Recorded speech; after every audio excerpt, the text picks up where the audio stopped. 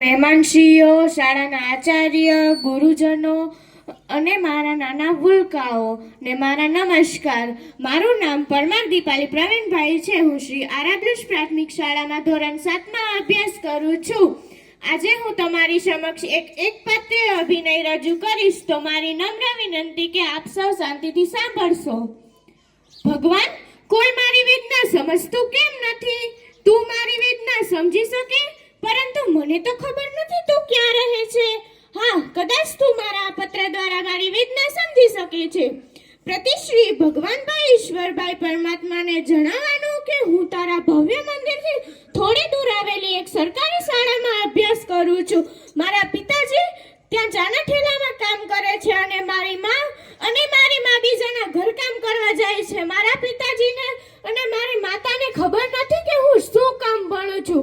હા, કદાચ શિષ્યવૃત્તિના પૈસા અને મફત જમવાનું મળે તે માટે મને મારા માતા પિતા રોજ 5 કલાક શાળાએ મોકલી દે છે. આવા કેટલાય પ્રશ્ન પૂછવા હું તને આજે આ પત્ર લખું છું, કારણ કે મારા સાહેબે કીધું છે કે સાચી વાતો ભગવાન જરૂર સાંભળે છે. પ્રશ્ન 1. હું રોજ સાંજે તારા મંદિરે આવું છું અને રોજ સવારે નિયમિત શાળાએ જાઉં છું.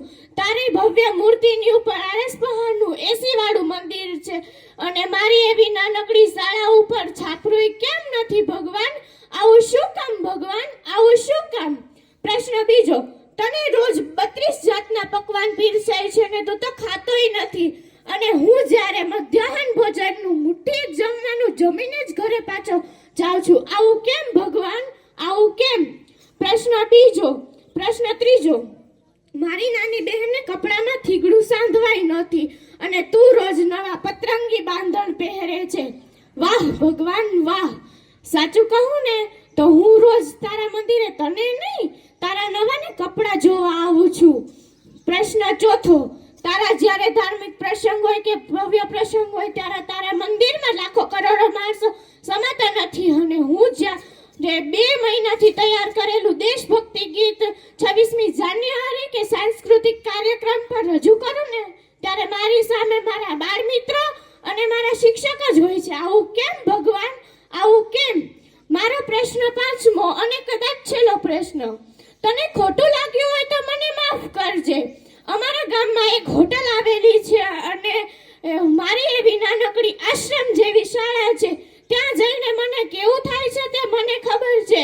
આશા કરું છું કે તને પણ ખબર હશે. શક્ય હોય તો તું મારા આ 5 પ્રશ્નનો જવાબ જલ્દી મોકલજે, જે મને આગળ ભવિષ્યમાં કામ લાગશે. મારે તો ભણી ગણીને આગળ વધીને ડોક્ટર બનવું છે, પણ મારા પિતાજી પાસે સ્કૂલની ફીના પૈસા નથી.